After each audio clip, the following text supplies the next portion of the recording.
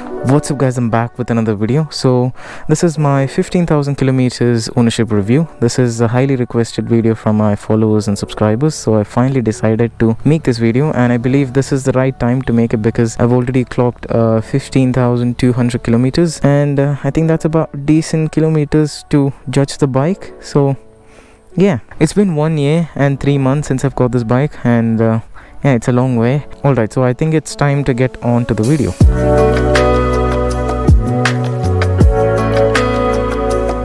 Alright, so the first thing that you probably want to know about the bike is the issue or problems that I faced in the bike. And to be honest, I haven't had any major issues. You guys might know about the cone set issue, and actually faced that, and I believe I've solved that issue.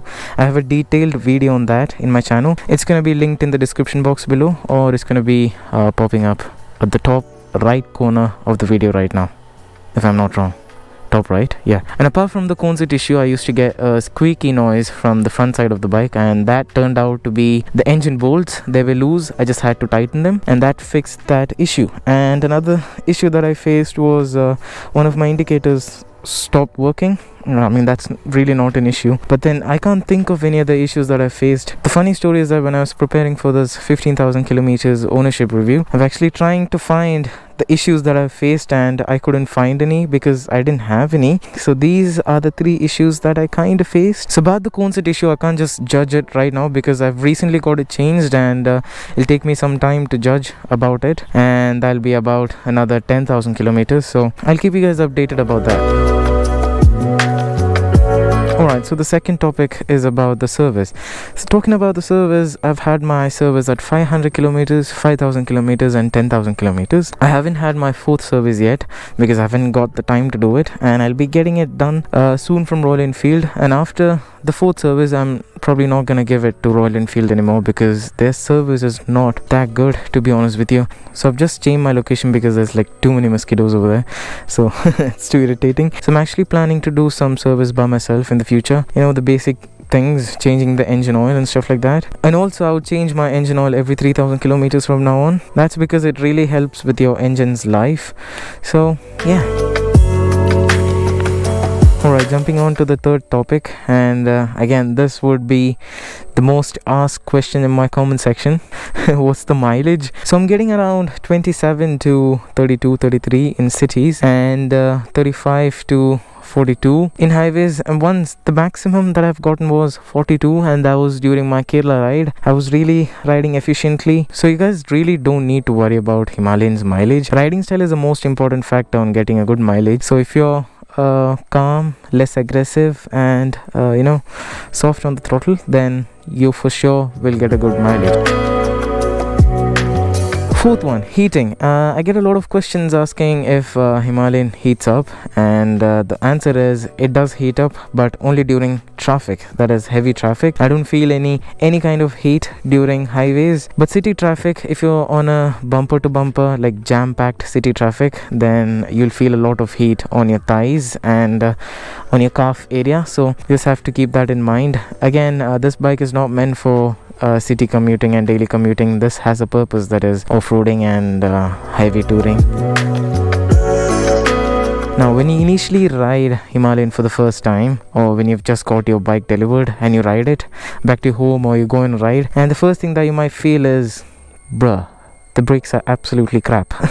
That's right. When I rode it for the first time, the only one thing that I didn't like was the brakes. The back brakes were absolutely stupid. It's not punchy. I like punchy brakes, and yeah, I mean, life is not perfect, so yeah, the front brakes are fine. It's good enough, but then that feeling is just gonna stay with you for probably a month or 2, and after that you're just gonna get used to it. So I'm completely used to it right now. I have no issues. I don't even think about the brakes. I use maybe 30% engine braking and 70% brakes, so that's fine for me. You'll eventually get used to it, so don't worry about that. Sixth one, cruising speed. Again, this is like a most common question that I get. What speed should they ride on highway to get the best mileage? I would say riding in about 80 to 90 would fetch you a good mileage, and you'd probably be sitting at around 4000 to 4500 revs. So that's kind of like a economical speed for Himalayan. But when you cross 95 and when you reach 100, that is triple digit numbers, you don't need to expect a good mileage, because your mileage is going to dip a lot. But then my preferred cruising speed in Himalayan would be 80 to 100, because I switch speeds. I don't ride in a constant speed. Sometimes I ride at 85 and sometimes I ride at 95, 100. It depends on my mood actually. So I just can't tell a specific speed. Somewhere between 80 to 100 would be my comfortable cruising speed. So tires are the most important thing in any kind of vehicles. The stock tire that you get in Himalayan are Grip XL, and these tires are good on road and off road, but the only issue with this tire is it's a soft compound tire, hence it wears out quickly. And this is the second tire that I have on my bike. My stock tire, I had changed it at around 11,000 kilometers if I'm not wrong. And now I know why my stock tires didn't last much longer than expected, because I didn't really off-road on my stock tires. These tires are soft compound tires. They last a lot longer on road but not off-road, and this specific tire, it's wearing out a lot quicker than expected, because I've been practicing some off-roading lately, and yeah, so I think this tire is gonna last for another 2000 kilometers, which is really bad. So yeah,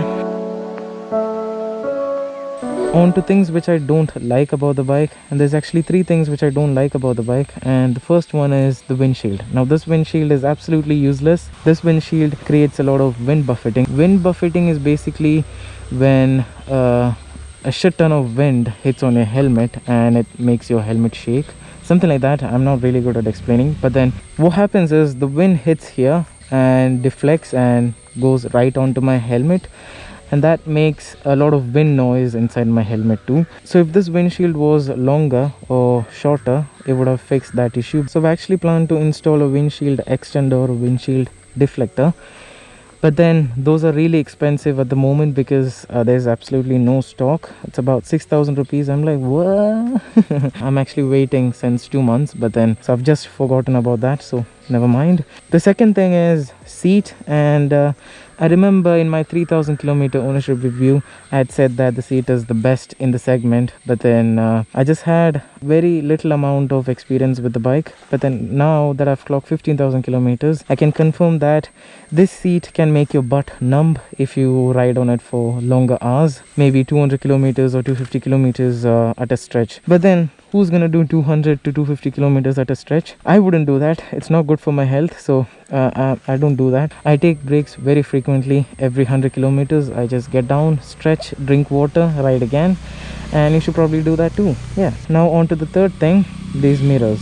Now these mirrors are absolutely useless than the windshield, because if you're above 60 km per hour, then this mirror is filled with vibrations. Alright, so the next topic is what could have been better, and you guys might probably know what my answer is gonna be. Yes, brakes. They could have been better, but then I'm not complaining. I'm used to it, so it's all good for me. No comments, no words, nothing. Alright then, I think that would make up for the video. It's an amazing journey on this bike, 15,000 kilometers. It haven't broke down in the middle of the highway during my trips, nothing like that. I've got punctures, 8 punctures on my stock tire, so that's the only pain in the ass. But then yeah, it was such an amazing journey with this bike. 15,000 kilometers is like nothing. I still have a long way to go. I'll keep posting this ownership reviews once in a while, so come back again, check it out. That would be the end of this video. Take care of yourself, take care of your family, stay safe. You guys know the drill. Like the video, share the video, subscribe, and I'll catch you guys later. Bye bye.